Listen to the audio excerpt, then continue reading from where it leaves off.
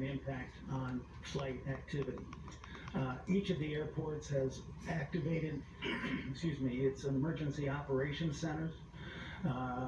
All communication with every aspect of the airports, airlines, maintenance, staff across the board is being coordinated through their emergency operations center, and we have everything in place to be able to handle any problems that do develop.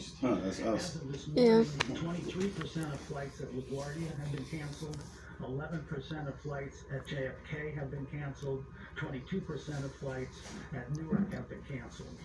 Additional cancellations and delays may occur depending on wet, the rain, and I'm looking the under the wind, sink. and Under the sink is completely wet. general weather conditions. The shower. All of the It is coming out? No, Oh. it's the bottom of the sink. And we do not Oh. The hose, it goes cold water. The hot water was loose. I tightened that one. And the fucking cold water gets loose. Oh. So I just turned off the whole one. Would you like me to help you with anything? No, it's alright. I'm just gonna dry it up and then I'm gonna go to Lowe's and get a new hose. Okay. That one's old already. Alright. Thank you. You're welcome. Wind levels very carefully in the event such a ban needs to be imposed. This is my roommate. With that, Governor, I'll turn it back to you. Thank you.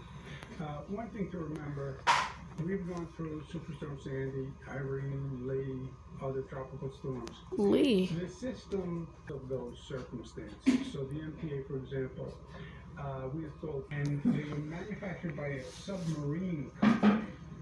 So if it gets really bad, you'll see they will be closed. We close these submarine doors so the tunnels remain waterproof until after the occasion. Same thing.